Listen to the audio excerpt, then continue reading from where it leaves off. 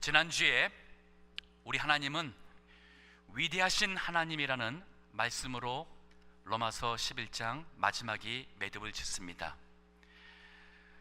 행위로서 구원을 얻을 수 없는, 할 수 없는 죄인들을 구원하시기 위해서 독생자 예수님을 보내고 그를 믿는 자에게 그의 모든 죄를 용서하는 하나님의 의를 허락하신 이 놀라운 복음의 메시지, 이것을 거부한 유대인들은 비록 구원의 반열에 들지 못하지만 하나님은 대신 이 복음이 이방인들에게 들어가고 이방인들이 복음을 받음으로 인하여 유대 이스라엘 백성들이 시기하여 마지막 때에 그들도 예수님을 믿어 구원받는 하나님의 이 놀라운 섭리의 말씀으로 로마서 11장 우리 전반부 내용이 정리가 됩니다. 사도 바울은 이 하나님을 생각할 때에 그는 이 하나님을 향한 찬송을 합니다. 로마서 11장 33절에 깊도다 하나님의 지혜와 지식에 부요함이요 그의 판단은 측량치 못할 것이며 그의 길은 찾지 못할 것이로다. 누가 주의 마음을 알았느뇨 누가 그의 모사가 되었느뇨 누가 주께 먼저 드려서 갚으심을 받겠느뇨 이는 만물이 주에게서 나오고 주로 말미암고 주에게로 돌아감이라 영광이 그에게 세세에 있으리로다. 아멘. 영광이 그에게 세세에 있으리로다. 우리가 하나님을 알게 되면 하나님의 그 위대하심과 놀라우심을 우리가 알게 되면 우리가 할 수 있는 것은 하나님을 향하여 영광의 찬송 예배, 그것이 가장 합당하며 그것밖에 없어요. 이것을 가지고 예배라고 합니다. 예배는 믿음의 표현입니다. 하나님을 향한 사랑의 언어입니다. 예배는 우리 죄인들이 하나님께 나아가서 하나님과 만날 수 있는 바로 하나님과의 영적 펠로우십, 교제라고 할 수가 있습니다. 보통 우리가 예배를 이렇게 모이는 공예배, corporate worship, 이것이 예배로만 우리가 생각을 합니다. 그래서 예배 볼 시간이다, 예배 보러 가야지 라는 표현을 종종 듣습니다. 예배는 구경하러 가는, 보러 가는 것이 아니죠. 예배는 하는 겁니다. 우리가 하나님을 예배하는 것입니다. 동시에 예배는 우리가 하나님 앞에 나와 드리는 것입니다. 그래서 예배 본다는 표현은 우리가 삼가하고 예배 드리자 혹은 예배하자 하는 표현이 올바른 표현이 되겠어요. 자, 우리 이렇게 모이는 공예배가 축도로 마치게 될 때에 그 다음부터는 우리의 삶을 통하여서 하나님을 예배하는 영적 예배가 시작이 됩니다. 오늘 본문에서 말씀하고 있는 영적 예배가 나오는데 이 영적 예배는 바로 이 위대하신 하나님을 만난 사람들이 당연히 주일날 나와서 하나님을 예배하는 공예배 생활을 해야겠죠. 그러나 우리의 삶 속에서 하나님을 예배하는 것이 나옵니다. 그게 바로 영적 예배라는 것이에요. 오늘 이 제목은 영적 예배를 드리자. 로마서의 그 위대하신 구원의 하나님을 만나고 보니까 우리가 할 수 있는 것은 하나님을 예배하는 것인데 이것을 바로 영적 예배를 드리자고 말씀을 합니다. 자, 오늘 영적 예배 드리는 세 가지 방법이 있습니다. 쉽게 말한다면 우리 몸을 하나님께 드리는 것이요, 우리가 변화가 되는 것이요, 그래서 하나님의 뜻을 분별하는 것, 이 모든 것이 우리 생활 속에 하나님을 예배하는 영적 예배예요. 자, 우리 먼저 자세히 보겠습니다. 첫 번째, 몸을 하나님께 드림이 바로 영적 예배 드리는 첫 번째 방법입니다. 거기에 구체적으로 두 가지 방법이 있어요. 몸을 하나님께 드린다는 것은 먼저 주께 합당하게 드리라는 얘기예요. 주님께 합당하게. 우리가 지금 누구에게 예배를 하느냐? 이 주님께, 이 모든 만물의 창조주이시며 주관하시는 이 주, the Lord, 그 주 하나님께 우리가 합당한 것을 드린다는 것이 영적 예배예요. 선물을 하게 되면은 아주 선물하기가 힘든 분들이 있어요. 정말 부족함이 없을 만큼 넉넉하게 사는 사람, 그리고 또 지극히 높으신 분한테 선물하려고 한다면은 선물할 만한 게 없습니다. 너무 힘들어요. 왜냐하면 그들에겐 부족한 것이 없고 또 나와 너무 차이가 나기 때문에 내가 뭘 한든 그들의 수준에 맞지가 않으니 우리가 부담스럽습니다. 바로 하나님 생각해 보세요. 천지를 지으신 하나님께 우리가 무엇을 드린들 하나님의 그 은혜를 갚을 수가 있겠습니까? 100만 불을 드린들 하나님께 받은 복을 갚을 수가 있겠습니까? 우리가 그 하나님 앞에 나와서 주일날 예배 한번 드린들 하나님이 우리에게 베풀어 주신 모든 그 축복을 우리가 찬송으로 갚을 수가 있겠어요? 갚을 수가 없습니다. 우리가 그 하나님께 드린다는 것, 주께 합당하게 드린다는 이 자체가 바로 이 마음으로 우리 몸을 하나님께 드린다는 것이 영적 예배예요. 저는 성경에서 바로 이 주님께 가장 합당한 예배를 드린 사람 중에 한 사람이 마리아라고 생각이 듭니다. 요한복음 12장 1절부터 보면은 마리아가 예수님께서 이제 십자가에 못 계실 지 얼마 안 남은 시점에 그 예수님의 십자가의 죽으심을 생각할 때에 그 주님의 은혜와 사랑이 너무 고마워서 뭔가 드려야겠는데 그 여인이 드릴 수 있는 가장 존귀한 것, 바로 그것을 드렸어요. 요한복음 12장 3절의 말씀 읽어주세요. 마리아는 지극히 비싼 향유 곧 순전한 나드 한 건을 가져다가 예수의 발에 붓고 자기 머리털로 그의 발을 씻으니 향유 냄새가 집에 가득하더라. 그 여인에게서 가장 귀한 것은 향유 나드였습니다. 이거는 인도 같은 데서 수입해온, 당시에 정말 구입하기가 어렵고 아주 아름다운 향유가 있는 기름이었어요. 이 병 하나가 300데나리온, 지금 돈으로 3만 불, $30,000, 이 정도의 가치가 나는 돈을 이 향유를 예수님에게 한 번에 다 부었어요. 이거는 비싸다는 개념만 있겠죠. 하지만 그것이 아닙니다. 이게 귀하다는 것은 여인에게 긴 머리카락은 당시에 가장 여인에게서의 순결의 상징이었고 자신에게서 가장 아름답고 귀한 것의 상징이 바로 머리였습니다. 이 머리로 예수님의 흙 묻은 발을 그 냄새나는 향유로 씻었어요. 이것은 여인이 할 수 있는, 존귀하신 한 예수님께 드릴 수 있는 가장 귀하고 값진 것이었습니다.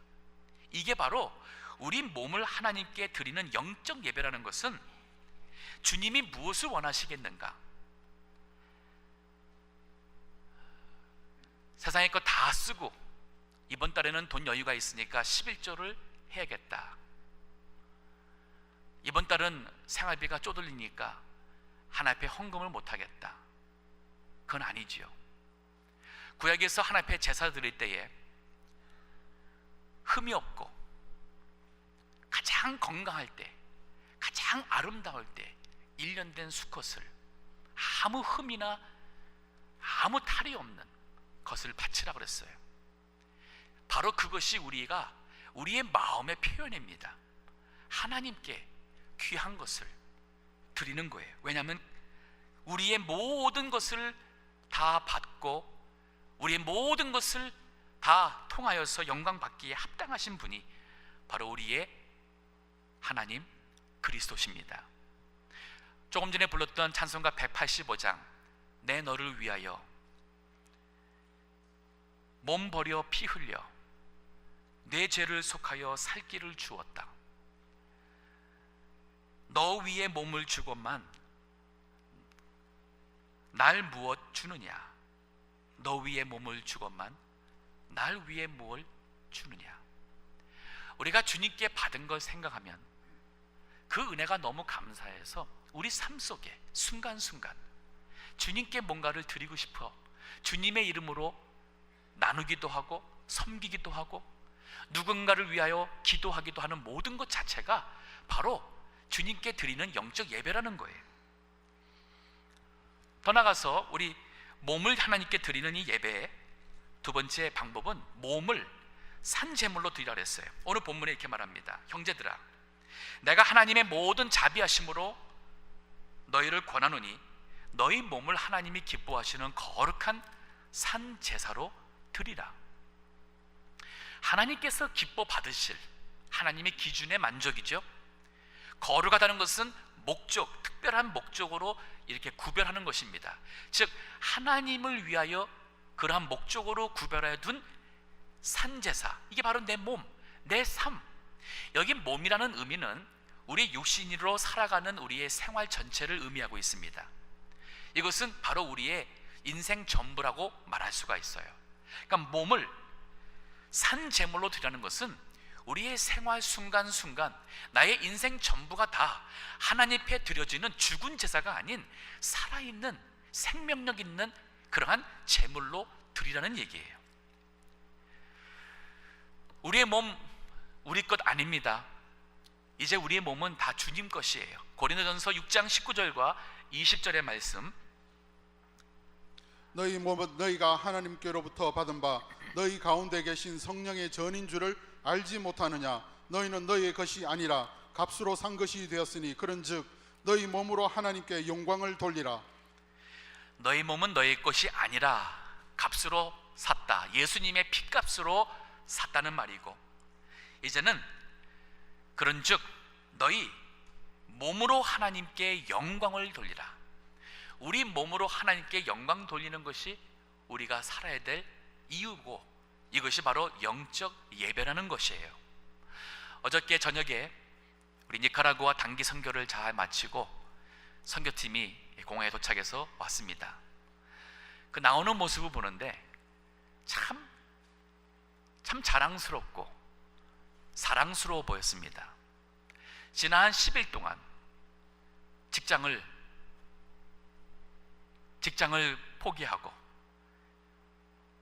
혹은 학교 다니는 학생으로서의 공부를 잠시 중단하고 눈 떠서부터 눈 감을 때까지 온전히 하나님의 일을 위하여서 선교의 길을 택하고 돌아오는 모습, 참 얼마나 참 뿌듯하고 그 모습이 아름다운지. 우리 주님 보실 때 그것이 아닐까. 바로 그 열흘 동안 주님 위해서 했던 그 자체가 그 10일 동안의 우리의 삶이 바로 하나님께 드려지는 영적 예배였어요. 드려야 됩니다. 내가 주님의 은혜를 통하여 구원받았는데 나 같은 자가 하나님의 자녀가 되어서 이제는 하나님의 교회의 존귀한 직분을 받게 되고, 이제는 나라는 참 어리석고 과거에는 부끄러운 허물 많던 죄인들이 하나님의 예수님의 그 은혜로 이렇게 존귀한 자가 되었다는 사실 생각하며 내가 주님 위해서 무엇을 드릴까? 시간을 드릴까? 물질을 드릴까? 나의 재물을 드릴까? 재능을 드릴까? 그 무엇이든 주님께 드린다는 것 자체는 이것이 바로 하나님께 드리지는 예배라는 개념으로 생각해 보세요. 하나님이 하라고 그랬으니까 헌금해야지, 봉사하라고 그랬으니까 목사님께서 야단 맞기 전에 교회 와서 봉사해야지 라는 생각을 저버리고 부엌에서 칼질을 하든 이 더운 날씨에 주일날 봉사를 위해서 장보러 이곳저곳 다니실 때에 한번 이 생각해 보세요.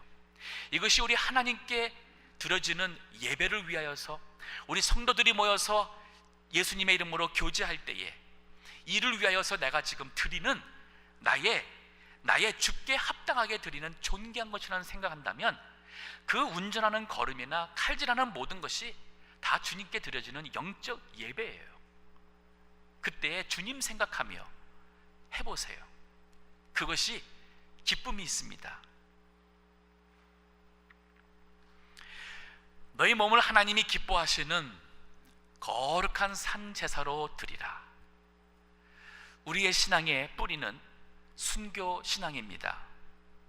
보수 신앙이 하나님의 말씀, 하나님 말씀 하나만 가지고도 이것을 우리가 믿음에 타협하지 않으려고 붙잡혀 가기도 하고 고문과 죽음이라는 순교의 자리를 가기도 했던 것이 바로 우리의 신앙의 선조들의 모습이었습니다. 그들이 어떠한 생각을 했을까요? 바로 내 몸, 내 인생 하나님께 온전히 바쳐지는 거룩한 산 제사가 되리라. 내 피 주님을 위하여 흘려서 내 하나님 살아계심을 세상 사람들에게 그 하나님이 얼마나 존귀하면 내 목숨을 드리는 것이 아깝지 않고 오히려 이것이 순교의 죽음이라는 감사와 찬송의 제목이 되리라. 이게 우리 신앙의 뿌리입니다. 저는 우리 보수신앙에 참 그 보수신앙이 너무 존귀하고, 이 시대에도 다음 세대에도 우리 젊은이들이 대체 우리 동부교회가 무엇이, 우리 동부교회의 자부심이 무엇일까 한다면 말씀 붙잡고 그것을 지키며 믿음으로 살다가 목숨까지 내놓고 가는 것, 이것이 바로 우리 신앙의 우리 뿌리다. 우리가 추구하는 신앙이라는 바로 영적 예배라는 사실을 기억해 주시기 바랍니다. 자, 우리 두 번째 영적 예배 드리는 방법이 있습니다. 한마디로 말하면 변화되는 겁니다.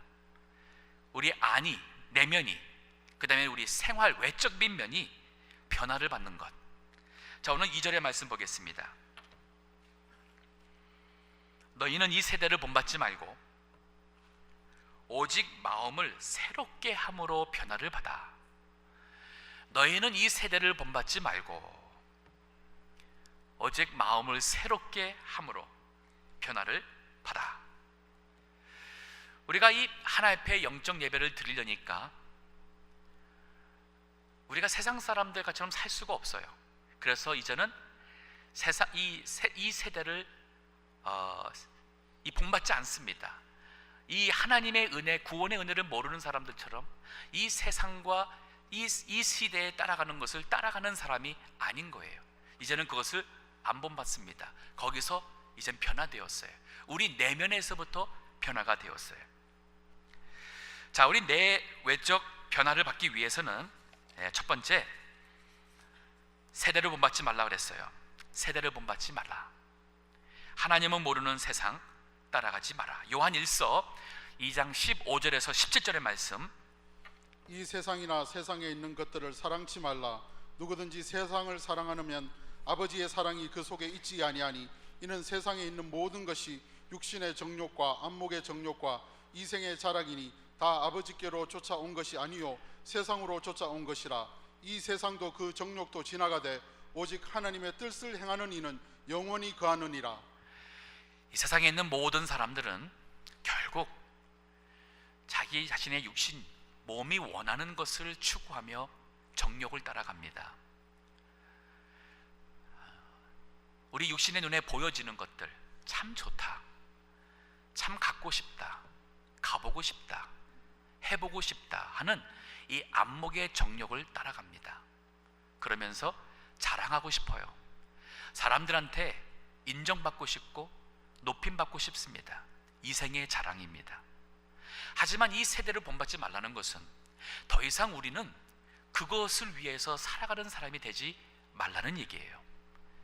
우리가 변화될수록 변화되는 모습이 하나님을 향한 영적 예배자의 모습이에요.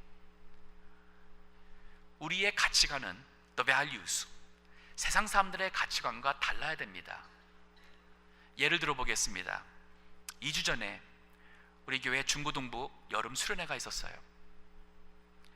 사실 저도 바쁩니다. 그 수련회 위해서 가서 전할 말씀 준비하고 성경 공부 생각하고 또 아이들과 기회 갔을 때 만나서 상담하고, 참 이런 거 위해서 저도 시간 내서 갔었습니다. 이번에는 우리 닥터 밴드미 목사님도 오셔서 그 교회 청년들도 조인해서 참 그분도 참 귀한 말씀으로 우리 아이들에게 참 많은 그 신앙의 도전을 줬습니다. 근데 제가 마음이 좀 안 좋았어요. 제 눈에 안 보이는 우리 젊은 애들이 많았어요. 그 제가 물어보니까 누가 안 보인다, 왜 안 왔냐? 학원에 가서 못 온다고 그럽니다. 여행 중이라고 못 온답니다. SAT 시험 공부가 있어서 그 SAT 준비하려고 못 왔다고 합니다. 말을 듣는데 제 마음이 참 안 좋았어요. 제가 한번 솔직히 얘기하겠습니다. 이 아이들이 여름 수련회 와서 거기에서 듣는 이 말씀들이 그들의 인생을 변화시킬 수 있어요. 우리 아이들이 하나님을 만나서 영접함으로 이 아이들이 거듭날 수가 있습니다. 그 아이들의 마음속에 하나님의 영이 들어가게 되면 부모님이 공부해라 안 해도 공부할 것이고, 거짓말하지 말라고 해도 아이들이 거짓말하고 나면 양심 때문에 스스로가 회개할 것이에요. 친구들이 술 마시자, 파티 가자, 마약해봐라 유혹할 때에 그들의 마음속에 이 하나님의 영이 있기 때문에 그 유혹을 뿌리칠 수가 있어요. 이 아이들이 수련회나 교회 와가지고 들을 수 있는 이 생명의 말씀을 어디 가서 듣겠습니까? 제가 물어보겠어요. 어디 가서 듣겠어요? 학원에서요? 학교 선생에서요? 직장에서요? 영화에서요? 책에서요? TV에서요? 컴퓨터에서요? 천만에요. 없습니다. 이 아이들에게 정말 필요하고 중요한 게 무엇이라고 생각하세요? 이 인생의 젊은 가장 중요한 때에 우리 아이들이 주님을 만나야 돼요.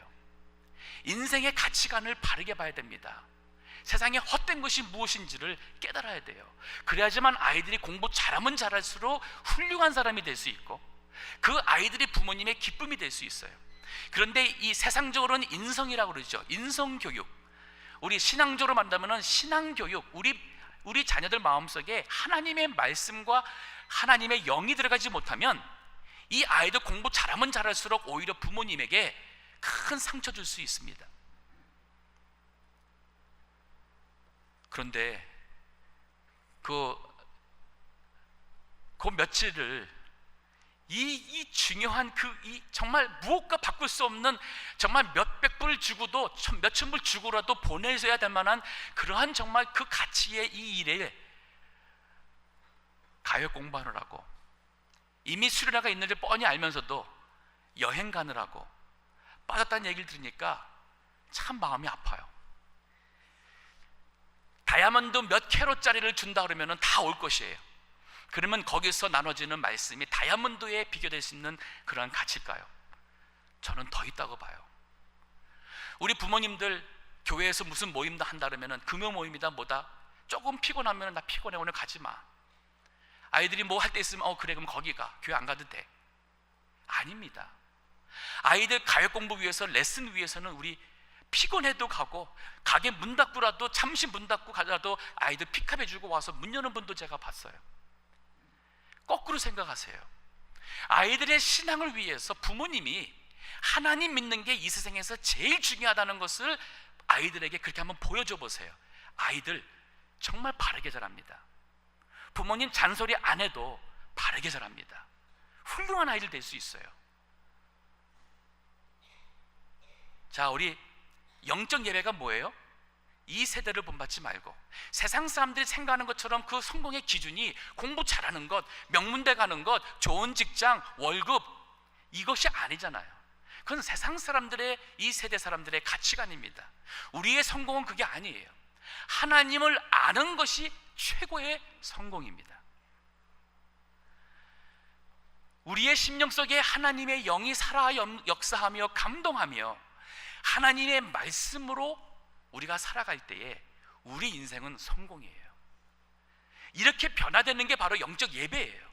믿는 사람이 이 예배 시간에 와서 예배 드리고 집에 갔다 해서, 그리고 세상 사람들과 똑같이 세상의 성공을 위해서 피곤하고 살아간다면, 그럼 우리 뭐예요? 우리 월화수목금 토일 동안 하나님은 어디 계시고, 우리 이 믿는 크리스천을 통해서 이 세상에서 하나님의 존재는 무엇입니까? 그건 아니잖아요. 영적 예배는 우리의 삶 전체가 다 영적 예배예요. 이제 이 말씀을 통하여서, 예수 그리스도를 통해서 이제는 내가 이 세대를 본받지 않고 나는 내 마음이 새롭게 되어 변화받는, 이것이 바로 영적 예배. 자, 이 마음을 새롭게 하는 것, 변화되는 것 참 귀합니다. 디도서 3장 3절에서 5절 말씀, 우리도 전에는 어리석은 자요, 순종치 아니하는 자요, 속은 자요, 각색 정욕과 행락의 종노릇한 자요, 악독과 투기로 지낸 자요, 가증스러운 자요, 피차 미워한 자이었으나. 네, 여기 보세요. 우리도 전에는 어떤 자였습니까? 우리가 거듭나기 전에 정말 하나님을 모를 때는 이런 사람들이었어요. 정말 어리석고 부끄럽고 악하고 가증스럽고 정말 우리 하나님 앞에 우리 모습 너무 그렇잖아요. 우리 그런 자였습니다. 그런데 4절의 말씀 계속 보세요. 우리 구주 하나님의 자비와 사람 사랑하심을 나타내실 때에 하나님의 그 자비하심, 그 은혜입니다. 하나님의 사랑이 우리에게 임했어요. 그러고 나니까 그 다음 절, 우리를 구원하시되 우리의 행한 바 의로운 행위로 말미암지 아니하고 오직 그의 긍휼하심을 쫓아 중생의 씻음과 성령의 새롭게 하심으로 하셨나니. 하나님의 구원이 우리에게 임하게 되니까 우리의 행위로서 아무리 노력하고 안 되던 이 하나님의 구원의 은혜가 우리에게 왔어요. 중생, 거듭나게 됩니다. 우리가 거듭나게 되니까 죄 씻음 받았어요. 하나님 모를 때 옛사람이 죽고 이제는 새로운 사람이 깨끗하게 살아나는 이러한 은혜를 누렸습니다.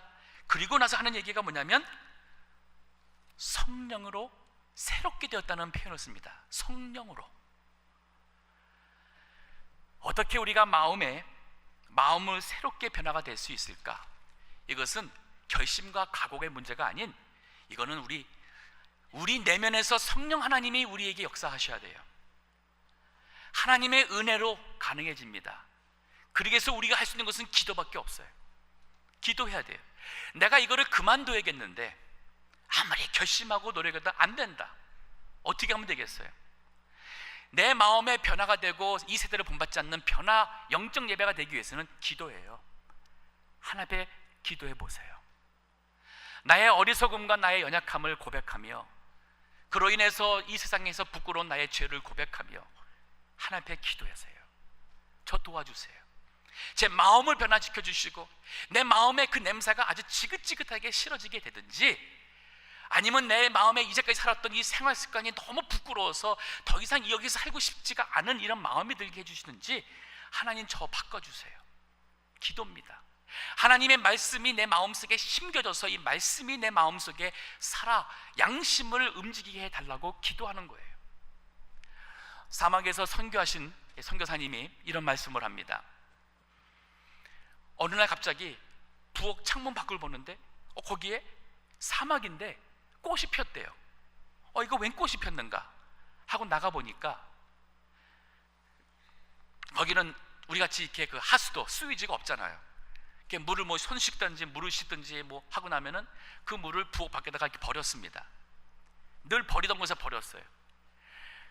그 같은 장소에 물이 매번 떨어지더니만은 그 물로 인해서 사막인데 꽃이 폈다는 거예요. 생명이 나오고 꽃이 폈대요. 이것이 무슨 말이 되겠어요? 우리의 심령 속에 하나님의 말씀의 이 물, 이 생수가 우리 마음의 말씀으로 이 물이 뿌려지게 되고, 우리가 항상 기도할 때에 이게 바로 하나님의 놀라운 역사가 사막과 같이 메마른 내 심령 속에 변화가 일어날 수 있고, 한평생 하나님을 우습게 생각하고 예배를 소홀히 생각하고 그야말로 일주일에 한 번 나오는 것도 나와주는 것처럼 생각했던 내 마음속에 어느 때부턴가 주일이 기다려지고 예배 드리고 싶어서 금요일날 예배 나오고, 아니 주중에도 찬송이 나오고 기도가 나오고 주중에도 하나님이 문득문득 떠오를 때에 오늘 이 말씀처럼 내가 하나님이 기뻐하시는 거룩한 산 제사를 드리는 영적 예배 드리는 사람이 되고 싶고, 이제는 이 세대를 본받지 않고 내 마음에 새롭게 되는 변화를 통하여 하나님을 예배한다는 이 놀라운 사실을, 하나님을 체험하게 되는 이 변화는 바로 하나님께서 하시는, 성령께서 하시는 역사예요. 기도하세요. 새 사람 되게 해달라고 기도하세요. 자, 세 번째 영적 예배 드리는 것은 분별입니다. 하나님의 뜻을 분별하는 것입니다. 자, 여기 12절 중간에 봅니다. 12장 2절 중간 보니 하나님의 선하시고 기뻐하시고 온전하신 뜻이 무엇인지 분별하도록 하라. 이 말씀은 바로 그 전에 있는 변화를 통해서 이 영적 분별도 이제 오게 되는 것이에요. 이 세상을 본받지 않고 오직 마음을 새롭게 함으로 변화를 받을 때에 이제는 우리가 하나님께서 하나님께 참 선하신 것이 무엇일까? 하나님이 기뻐하시고 하나님 앞에 참 부끄러움 없는 온전한 모습의 그것이 무엇일까 하는 그 뜻을 찾는 사람이 되는 것이 바로 그 분별을 통해서 그렇게 살아가는 것이 영적 예배라는 말이에요. 자, 하나님의 뜻을 분별하는 두 가지 추구할 것이 있어요. 하나는 하나님의 선을 추구해야 됩니다. 이 세상에 선한 것이 악한 것이 있어요. 우리가 도덕적으로 말한다면 선한 것이라 한다면 착한 것, 좋은 것, 부드러운 것, 그 정도예요. 하지만 우리에게 진짜 선한 것은 뭐냐면 하나님의 뜻대로 하는 게 선한 거예요. 하나님의 뜻을 행하는 것이 가장 선한 것입니다. 제가 예를 들어 보겠습니다. 예수님께서 기도를 하시는데 겟세마나에서 십자가에 바로 그 고난과 죽음이 임박했을 때 기도하십니다. 누가복음 22장 42절의 말씀, 가라사대 아버지여 만일 아버지의 뜻이여든 이 잔을 내게서 옮기시옵소서. 그러나 내 원대로 마옵시고 아버지의 원대로 되기를 원하나이다. 대체 하시니 하나님 아버지의 뜻이 무엇입니까? 하나님 아버지께서 원하시는 게 무엇입니까? 나는 이 고난, 인간인지라 이 고난, 인간의 원하는 것이 하나님의 원하는 것이 다를 수가 있어요. 하지만 내 원하는 것이 아닌 아버지가 원하는 대로, 내 뜻이 아닌 아버지 하나님의 뜻대로 되기를 원하나이다. 자, 예수님 그래서 십자가에 못 박혀 죽으시고 부활하시고 그래서 우리를 죄에서 구원하셨습니다. 예수님의 십자가의 죽음으로 인해서 과거나 지금이나 앞으로 이 많은 하나님의 백성들이 죄에서 우리가 용서받고 하나님의 자녀로 구원받았어요. 이것보다 더 선한 게 어디 있습니까? 어떻게 가능해졌어요? 하나님의 뜻을 따라 사는 것이었어요. 우리가 하나님께 영적 예배 드린다는 것은 순간순간 살아가면서 무엇이 하나님께 가장 선한 하나님이 원하시는 뜻일까? 그걸 기다리는 거예요. 그걸 찾는 겁니다. 기도하실 때에 비록 내가 지금 이렇게 어려운 가운데 있어서, 물론 하나님 제 육신적으로 너무 어려워서 하나님 저 좀 도와주세요, 어떻게 좀 하나님 좀 도와주세요, 고쳐주시든지 채워주시든지 누구를 어떻게 해주시든지, 그럴 때에 뭐라고 기도해야 돼요? 하나님 아버지의 뜻이 무엇입니까? 왜 이러한 고난을 저에게 허락하셨습니까? 아버지 하나님의 원대로, 하나님의 뜻대로 제가 살기를 원합니다. 그러면 그 사람은 바로 하나님의 선을 추구하는 사람이요, 그 사람이 하나님의 뜻을 분별하고 바로 그 뜻대로 살아가는 영적 예배자가 되는 것이에요. 더 나아가서 하나님의 기뻐하시는 온전한 뜻을 추구해야 됩니다. 내 기쁨이 아니에요, 하나님의 기쁨이에요.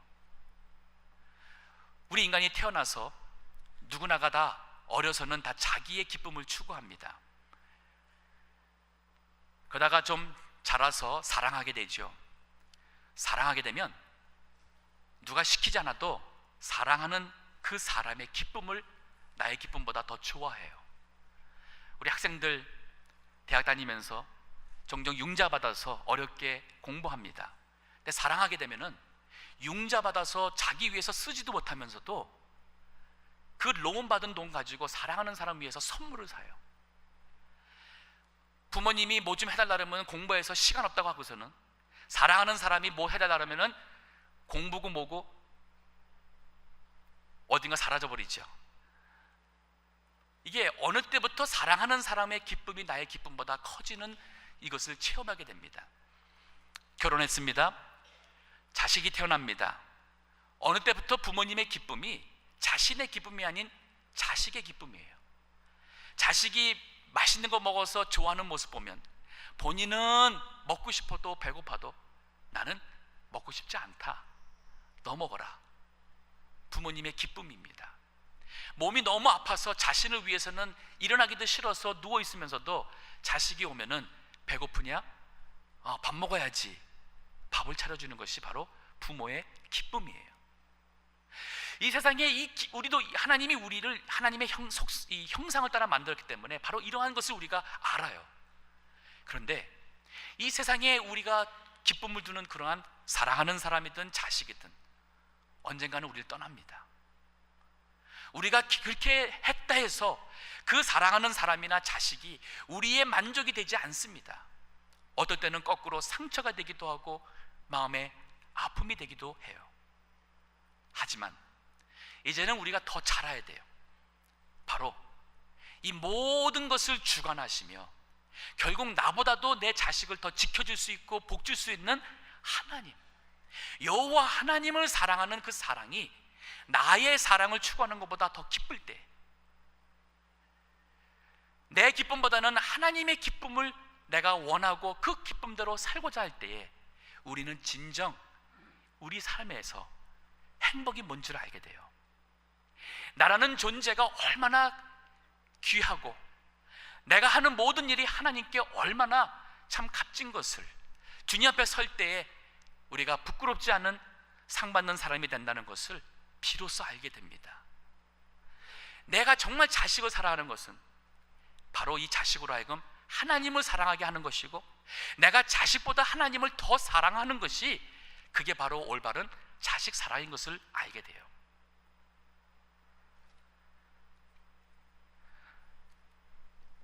오늘 이 말씀, 영적 예배자가 되라는 말씀, 우리의 인생의 모든 것이 매일 매순간 나에게 있는 것, 심지어는 내 목숨까지도 하나님이 기뻐하시는 예배로 들어질 수 있는, 그러한 예배를 할 수 있는 예배자가 되었다는 이 사실, 우리의 가장 큰 축복입니다.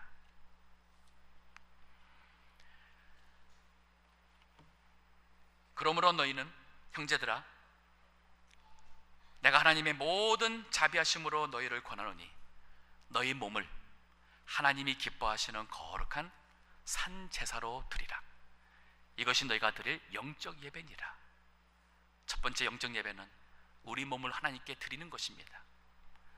너희는 이 세대를 본받지 말고 너희 마음에 새롭게 함으로 변화를 받아, 이제는 내 내면과 내 생활이 변화될 때 이것이 하나님께 드려지는 두 번째의 영적 예배, 하나님의 선하시고 기뻐하시고 온전하신 뜻을 분별하여 그 뜻대로 살아가는 것, 이것이 바로 하나님께 드릴 수 있는 우리의 세 번째 영적 예배. 오늘 예배가 마쳐지고 집으로 가는 순간, 매일매일 살아가는 때마다 나의 모든 것이 주님을 향한 예배라는 사실을 기억하십시오.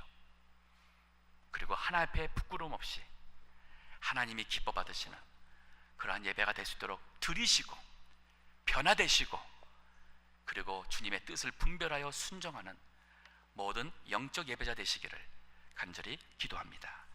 기도하겠습니다.